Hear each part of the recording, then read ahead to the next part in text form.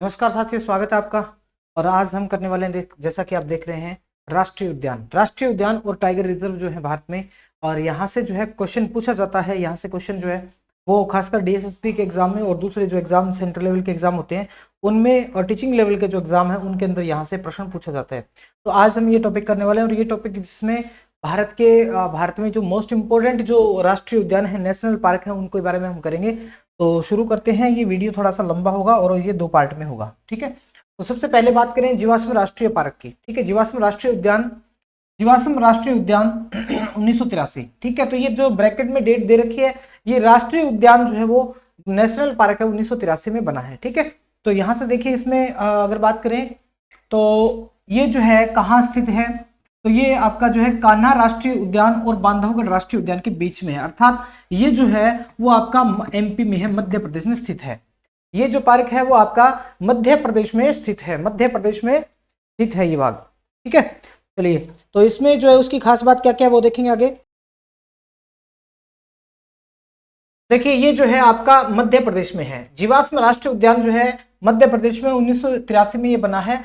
और ये देखिए कहाँ कहाँ है, ये कान्हा राष्ट्रीय उद्यान और बांधवगढ़ राष्ट्रीय उद्यान जो है इन दोनों के बीच में स्थित है, ठीक है। और अगर बात करें तो ये मध्य प्रदेश का प्रथम जीवाश्म उद्यान है, प्रथम जीवाश्म उद्यान है और मध्य प्रदेश का सबसे छोटा है। यानी कि ये जो है भारत का नहीं बल्कि मध्य प्रदेश का है। मध्य प्रदेश का सबसे पहला जीवाश्म उद्यान और सबसे छोटा राष्ट्रीय उद्यान ये नेशनल पार्क है, ठीक है। तो एक तो होता है नेशनल पार्क राष्ट्रीय उद्यान, दूसरा होता है वन्यजीव अभ्यारण्य यानी वाइल्ड लाइफ सेंचुरी।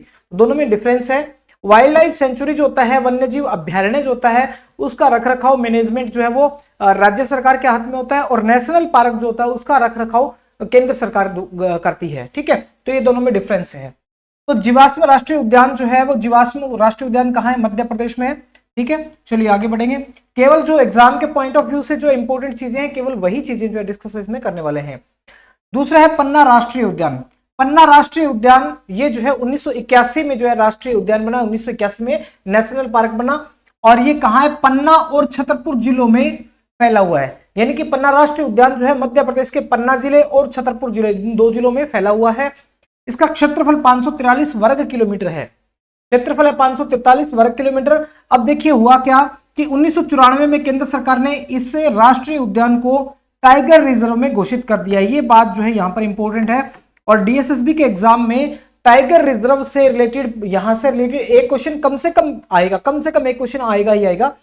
तो 1994 में केंद्र सरकार ने इसे राष्ट्रीय टाइगर रिजर्व घोषित कर दिया। यानी कि ये जो राष्ट्रीय बाघ संरक्षण क्षेत्र जो है पन्ना राष्ट्रीय उद्यान को 1994 में घोषित कर दिया। इसके बाद देखिए यूनेस्को जो है विश्व धरोहर की सूची जारी करता है। यूनेस्को जो यूनाइटेड नेशंस का एक जो है यूएनओ का एक अंग है। यूनेस्को ने पन्ना टाइगर रिजर्व को 25 अगस्त 2011 को बायोस्फीयर रिजर्व के रूप में जो है यूनेस्को ने इसको जो है वो रिजर्व कर दिया 25 अगस्त 2011 को, ठीक है। तो यानी कि इसके रखरखाव के लिए यूनेस्को से भी जो है फंड मिलेगा और जो है इन्होंने जो है बायोस्फीयर रिजर्व के रूप में भी है। यहां से प्रश्न आपका क्या बनता है, इस प्रकार जैसे 4 दे देंगे, इनमें से पूछ लेंगे कि इनमें से कौन सा ऐसा है जो बायोस्फीयर रिजर्व जो है यूनेस्को द्वारा घोषित किया गया है और कब घोषित किया गया, 25 अगस्त 2011 को। तो ये जो आपका पन्ना राष्ट्रीय उद्यान है, पन्ना की एक खास बात और है कि पन्ना में जो है वो हीरे की खान है। हीरे की खान जो है वो मध्य प्रदेश में है। तो वो कहां पर स्थित है, तो वो पन्ना के अंदर स्थित है, ठीक है। हीरा पन्ना आप जोड़ के याद रख सकते हैं। आगे बात करें माधव राष्ट्रीय उद्यान। माधव राष्ट्रीय उद्यान ये भी कहां है, ये भी मध्य प्रदेश में है, ठीक है, मध्य प्रदेश में है। और इसका नाम जो किसके नाम पर पड़ा, तो जो है वो ग्वालियर के राजा, प्रमुख शासक महाराजा माधवराव सिंधिया, ग्वालियर रियासत के राजा माधवराव सिंधिया के नाम पर जो है वो इसका नाम पड़ा माधव राष्ट्रीय उद्यान। यानी 1959 में ये राष्ट्रीय उद्यान बना, ठीक है। और प्राकृतिक विरासत को संरक्षित करने के उद्देश्य से, यानी कि यहां पर जो प्राकृतिक वातावरण था उसको मैनेज रखने के लिए, उसको संरक्षित करने के लिए, उसको सुरक्षित करने के लिए 1959 में जो है ये माधव राष्ट्रीय उद्यान जो है वो राष्ट्रीय पार्क बना था और इसका नाम पड़ा माधवराव सिंधिया जो ग्वालियर के शासक थे इनके नाम पर। इसके बाद में देखिए इंदिरा प्रियदर्शनी पेंच राष्ट्रीय उद्यान। तो इंदिरा प्रियदर्शनी पेंच राष्ट्रीय उद्यान ये भी कहां है, तो ये भी मध्य प्रदेश में स्थित है, एमपी में स्थित है, ठीक है। या कहां है, तो सतपुड़ा रेंज की, जो सतपुड़ा की पहाड़ियां हैं, मध्य प्रदेश में सतपुड़ा की पहाड़ियां हैं, उनके दक्षिण ढलानों पर और पेंच टाइगर रिजर्व का हिस्सा है। यानी कि ये जो इंदिरा प्रियदर्शनी पेंच राष्ट्रीय उद्यान है, इसके अलावा यहाँ पर क्या है, इसके अंदर पेंच टाइगर रिजर्व भी है, पेंच टाइगर रिजर्व भी है इसमें है, ठीक है। और इसे 1992 में बनाया गया था, ठीक है। यानी कि ये जो टाइगर रिजर्व जो है ये 1992 में बना था और ये इंदिरा प्रियदर्शनी पेंच राष्ट्रीय उद्यान 1975 का है, ठीक है। राष्ट्रीय उद्यान की स्थापना जो है वो 1975 में हुई है और इसके बाद में जो है इसको पेंच टाइगर रिजर्व जो इसका हिस्सा है वो आपका 1992 में बनाया गया है, ठीक है। कान्हा किसली राष्ट्रीय उद्यान, कान्हा किसली राष्ट्रीय उद्यान ये भी आपका कहां पर है, ये भी आपका मध्य प्रदेश में है।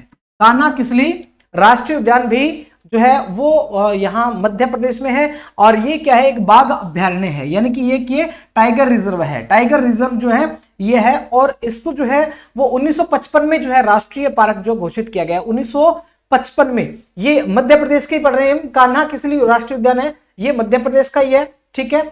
और कान्हा है, माधव है, इसके अलावा पेंच वाला है, इंदिरा प्रियदर्शनी पेंच है, ये सारे के सारे किसके, मध्य प्रदेश के।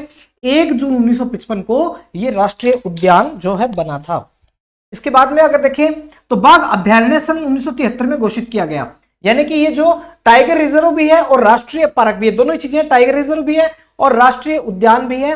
तो ये जो राष्ट्रीय उद्यान बना 1955 में और टाइगर रिजर्व जो 1973 में जो है वो टाइगर प्रोजेक्ट टाइगर के तहत जो है ये बना था। बालाघाट और मंडला जिले में 940 वर्ग किलोमीटर में विस्तारित है, 940 वर्ग किलोमीटर में यह फैला हुआ है। इसके बाद देखिए सतपुड़ा राष्ट्रीय उद्यान, सतपुड़ा राष्ट्रीय उद्यान, सतपुड़ा, ये सतपुड़ा की पहाड़ियों से संबंधित है नाम, ठीक है। तो सतपुड़ा की पहाड़ियां भी कहां है, तो ये भी एमपी में है, मध्य प्रदेश में है, ठीक है। तो ये मध्य प्रदेश में ही है, ठीक है। तो मध्य प्रदेश, ठीक है, इसको आप कर लीजिएगा एमपी में, ठीक है। 1427 वर्ग किलोमीटर में फैला हुआ है, 1427 वर्ग किलोमीटर में फैला हुआ है और ये मध्य प्रदेश के होशंगाबाद जिले में है और इसका नाम सतपुड़ा श्रेणी से लिया गया है, सामान्य सी बात। बांधवगढ़ राष्ट्रीय उद्यान, बांधवगढ़ राष्ट्रीय उद्यान जो है 1968 में बना। बांधवगढ़ ये भी कहां है, ये भी आपका यहां जो है मध्य प्रदेश में है, ये भी एमपी में है, ठीक है, ये भी एमपी मध्य प्रदेश में है। 1968 में राष्ट्रीय जो है उद्यान बना, क्षेत्रफल इसका 437 वर्ग किलोमीटर है। अब खास बात इसकी क्या है, हर एक खास बात है। तो बांधवगढ़ राष्ट्रीय उद्यान की खास बात क्या है, ये बांधव, बैसे, बांधव और बैसे 32 पहाड़ियों से घिरा हुआ है, यानी ये जो है पूरा 32 पहाड़ियों से घिरा हुआ स्थान है बांधवगढ़ राष्ट्रीय उद्यान। कांजीरंगा राष्ट्रीय उद्यान, कांजीरंगा राष्ट्रीय उद्यान बहुत इंपॉर्टेंट है, बहुत प्रसिद्ध है और ये कहां का है, तो ये असम का है। कहां का है, ये असम में है, असम में है ये। और ये विश्व धरोहर स्थल है, यानी यूनेस्को द्वारा विश्व धरोहर स्थल है ये। और भारतीय एक सींग वाले गैंडे के लिए जो ये प्रसिद्ध है, एक सींग वाला गैंडा जो है वो प्रसिद्ध है, उसके लिए प्रसिद्ध है कांजीरंगा राष्ट्रीय उद्यान, ठीक है। और अगर बात करें तो कांजीरंगा राष्ट्रीय उद्यान से कौन सी नदी गुजरती है, तो जो ब्रह्मपुत्र नदी है वो ब्रह्मपुत्र नदी इससे गुजरती है। ब्रह्मपुत्र नदी जो है वो इसी राष्ट्रीय पार्क से गुजरती है।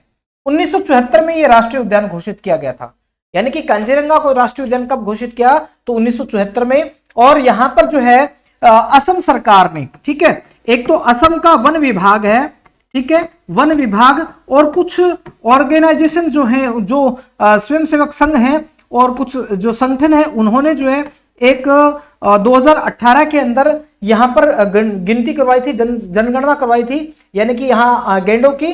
तो इसकी आबादी जो है वो 2613 है, ठीक है, 2613 जो है वो 2018 के अकॉर्डिंग जो है इनकी आबादी है। और दूसरा क्या है, कांजीरंगा राष्ट्रीय उद्यान को 2006 के अंदर जो है वो टाइगर रिजर्व भी घोषित किया गया, यानी कांजीरंगा का टाइगर रिजर्व भी है और कांजीरंगा एक नेशनल पार्क भी है। और टाइगर रिजर्व जो 2006 में बना और जो नेशनल पार्क 1974 में ये बना है। तो ये पॉइंट, ये टॉपिक जो है बहुत इंपॉर्टेंट टॉपिक है आज का और ये आपके एग्जाम के अंदर पूछा ही पूछा जाएगा, यहां से एक प्रश्न फाइनली मिलेगा आपको। अगला है मानस राष्ट्रीय उद्यान।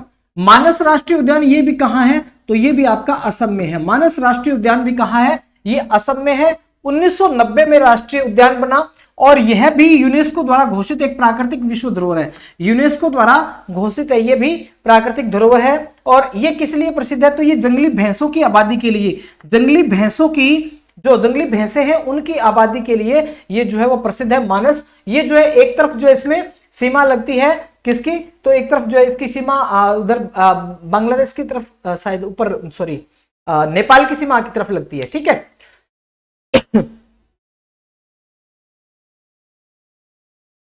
1985 में देखिए 1985 में विश्व धरोहर स्थल का दर्जा दिया गया इसे।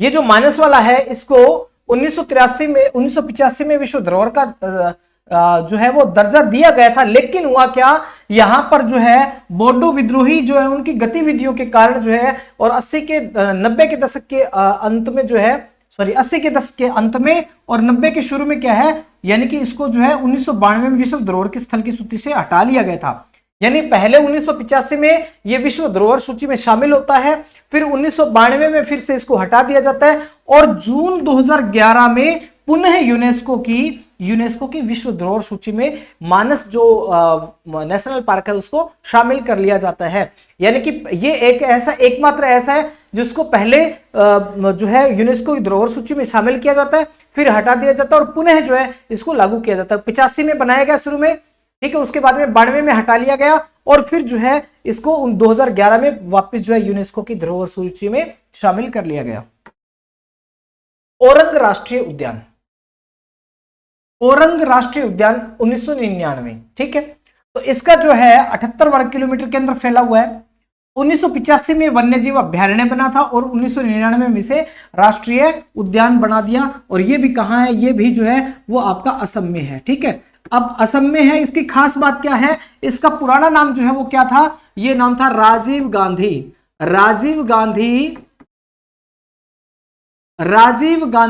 औरंग राष्ट्रीय उद्यान था, जिसको जो है वो बाद में जो है अभी 2019 में शायद इसको जो है वो हटा लिया गया। यानी कि इसको नाम से जो है राजीव गांधी नाम जो है वो इससे हटा दिया गया, पहले इसका राजीव गांधी औरंग अभ्यारण्य था। जिम कार्बेट जो वन्यजीव अभ्यारण्य है, इसकी खास बात क्या है, एक तो ये उत्तराखंड में है, पहली बात तो ये कि ये उत्तराखंड में है और दूसरी बात ये कि ये भारत का पहला राष्ट्रीय पार्क है जो 1936 में स्थापित हुआ। भारत का सबसे प्राचीन कह सकते हैं, सबसे पहला जो है राष्ट्रीय पार्क कौन सा है, तो वो जिम कार्बेट है। इसका पुराना नाम क्या था, हेली नेशनल पार्क था। हेली नेशनल पार्क जो इसका पुराना नाम था, लेकिन 1957 में क्या किया, जिम कार्बेट की याद में, जो एक पर्यावरण विज्ञ थे उनकी याद में इसका नाम जो है वो जिम कार्बेट नेशनल पार्क की जो है वो बना दिया गया। यानी 1936 में स्थापना हुई, भारत का प्रथम है और इसका पुराना नाम हेली नेशनल पार्क है और बाद में जो इसका 1957 में नाम जिम कार्बेट कर दिया गया था। नंदा देवी राष्ट्रीय उद्यान, ठीक है, ये भी कहां है, तो ये भी आपका उत्तराखंड में है। कहां है, तो उत्तराखंड में है नंदा देवी, जो कि 1982 में जो है इसको राष्ट्रीय पार्क की दर्जा मिला था। 1988 में देखिए बनने के 6 साल बाद जो है यूनेस्को द्वारा विश्व धरोहर में इसको शामिल कर लिया गया। यूनेस्को द्वारा विश्व धरोहर में इसको 1988 में शामिल कर लिया गया। और इसके साथ ही लगने वाला एक और है फूलों की घाटी राष्ट्रीय उद्यान, ठीक है। ये फूलों की घाटी राष्ट्रीय उद्यान और नंदा देवी राष्ट्रीय उद्यान दोनों मिलकर जो है वो नंदा देवी बायोस्फीयर रिजर्व का निर्माण करते हैं। यानी कि जो है नंदा देवी बायोस्फीयर रिजर्व जो है वो किस किस से बना है, तो वो नंदा देवी राष्ट्रीय उद्यान और फूलों की घाटी राष्ट्रीय उद्यान, इन दो नेशनल पार्क को मिलाने के बाद में एक बनता है जिसका नाम है नंदा देवी बायोस्फीयर रिजर्व, ठीक है। 2004 से यूनेस्को की विश्व के बायोस्फीयर रिजर्व की सूची में है। यानी कि इसको यूनेस्को की जो बायोस्फीयर रिजर्व जो सूची है उसके अंदर 2004 में इसको शामिल किया गया है, नंदा देवी राष्ट्रीय उद्यान उत्तराखंड में। कम से कम आपके इतनों तो जरूर याद रखना चाहिए कि ये जो है उत्तराखंड में है, ठीक है। इसके बाद देखिए राजाजी राष्ट्रीय उद्यान, ये भी कहां है, तो ये भी आपका उत्तराखंड में है। ये भी कहां है, तो ये भी उत्तराखंड में है और उत्तराखंड में इसकी स्थापना कब होती है, 1983 में होती है, ठीक है। 1983 से पहले इस क्षेत्र में फैले जंगलों में 3 अभ्यारण्य होते थे, राजाजी, मोतीचूर और चिल्ला। इन तीनों को मिला दिया गया 1983 में और तीनों को मिलाकर के क्या बना दिया, राजाजी राष्ट्रीय उद्यान 1983। इसमें खास बात क्या है कि इसको एशियाई हाथी का घर कहा जाता है। एशियाई हाथी का घर किसे कहा जाता है? तो वो राजाजी राष्ट्रीय पार्क को कहा जाता है। इंपॉर्टेंट ये पॉइंट है आपका, ठीक है। और ये राज्य का, इसी राज्य का दूसरा जो बाघ अभ्यारण्य है, ये राज्य का दूसरा बाघ अभ्यारण्य है उत्तराखंड राज्य का। अगला आता है फूलों की घाटी राष्ट्रीय उद्यान। फूलों की घाटी राष्ट्रीय उद्यान ये भी कहां है? ये भी आपका उत्तराखंड में है, जो कि नंदा देवी के साथ मिलकर नंदा देवी बायोस्फीयर रिजर्व की स्थापना करता है, यानी दोनों को मिलकर बनते हैं। तो ये फूलों की घाटी राष्ट्रीय उद्यान 1982 में। इसमें खास बात क्या है? इसमें अल्पाइन फूलों और वनस्पतियों की विविधता है, इसके लिए प्रसिद्ध है। अल्पाइन फूलों और वनस्पति की विविधता के लिए प्रसिद्ध है। दूसरा, 1982 में इसे राष्ट्रीय उद्यान के रूप में घोषित कर दिया गया। और 2005 में फूलों की घाटी वाले को भी क्या है, यूनेस्को की विश्व धरोहर की सूची में शामिल कर लिया गया। आगे देखिए हेमिस राष्ट्रीय उद्यान। हेमिस राष्ट्रीय उद्यान जो है ये कहां है? ये आपका लद्दाख में है। कहां है? हेमिस राष्ट्रीय उद्यान जो है वो लद्दाख में है। कहां है? लद्दाख में है। खास बात क्या है? 1981 में मात्र 600 स्क्वायर किलोमीटर में था, मात्र 600 स्क्वायर किलोमीटर में था। 1988 में बढ़ाकर 3550 में कर दिया और 1990 में इसको जो है 4400 वर्ग किलोमीटर में जो है इसका दायरा जो है बढ़ा दिया गया। और हेमिस जो है इसका नाम कैसे पड़ा? तो हेमिस महोत्सव है एक, ये जो है हेमिस महोत्सव एक त्योहार मनाया जाता है। कब मनाया जाता है? ये तिब्बत कैलेंडर के 5वें महीने के 10वें दिन, तिब्बती कैलेंडर जो है उसके 5वें महीने के 10वें दिन जो है ये त्योहार मनाया जाता है, हेमिस महोत्सव। और इसी हेमिस महोत्सव के नाम पर जो है इसका नाम रखा गया हेमिस राष्ट्रीय उद्यान। ये 1981 में राष्ट्रीय उद्यान की श्रेणी में आया था। इसके बाद में देखिए वाल्मीकि राष्ट्रीय उद्यान, बिहार का एकमात्र राष्ट्रीय उद्यान है। बिहार राज्य का एकमात्र राष्ट्रीय उद्यान, एकमात्र नेशनल पार्क है वाल्मीकि राष्ट्रीय उद्यान 1989। तो स्थापना कब हुई इसकी? 1989 में। कहां पर है? बिहार के चंपारण जिले में है। ये गंडक नदी के तट पर है। प्रश्न पूछ ले गंडक नदी के तट पर कौन सा है? तो वाल्मीकि राष्ट्रीय उद्यान है। एक तरफ उत्तर में जो है इसके नेपाल की सीमा लगती है, तो वो राष्ट्रीय वाल्मीकि उद्यान जो है वाल्मीकि राष्ट्रीय उद्यान जो है इसके लगती है। एक थारू जनजाति है जो यहाँ जो है मतलब कई पीढ़ियों से जो है वो यहाँ पर इस राष्ट्रीय उद्यान के अंतर्गत इसके अंदर जो है निवास करती है, थारू जनजाति। तो ये प्रश्न भी काफी इंपोर्टेंट बन जाता है यहां से कि थारू जनजाति का संबंध किस राष्ट्रीय उद्यान से है? तो वो वाल्मीकि राष्ट्रीय उद्यान से है, क्योंकि ये जनजाति मतलब कई पीढ़ियों से जो है इस वन के अंदर निवास कर रही है। यहाँ बिहार का एकमात्र राष्ट्रीय उद्यान है। सन 2018 में यहाँ पर बाघों की अनुमानित संख्या 40 थी, यानी कि ये बाघ भी इसके अंदर जो है पाए जाते हैं। 2018 में लगभग 40 की संख्या में यहाँ पर बाघ थे बिहार वाले में, ठीक है। आगे देखिए बेतला, बेतला या पलामू राष्ट्रीय उद्यान, तो ये कहां है? तो ये आपका झारखंड राज्य में। कहां है ये पलामू यानी कि झारखंड में है ये, ठीक है। पश्चिमी सिंहभूम जिले में है, पश्चिमी सिंहभूम जिले के अंदर ये है। और टाइगर रिजर्व भारत का सबसे पुराना बाघ रिजर्व है। ये जो बेतला पलामू जो है ये भारत का सबसे पुराना जो है वो बाघ रिजर्व है। इसकी स्थापना 1974 में हुई थी और 1986 में अभ्यारण्य को बेतला राष्ट्रीय उद्यान बना दिया। यानी कि पहले क्या था? ये एक राष्ट्रीय जो वन्यजीव अभ्यारण्य था, वाइल्ड लाइफ सेंचुरी था, और बाद में जो है इसको 1986 में बेतला राष्ट्रीय उद्यान यानी नेशनल पार्क की स्थापना कर दी गई, यानी नेशनल पार्क का नाम इसको दे दिया गया।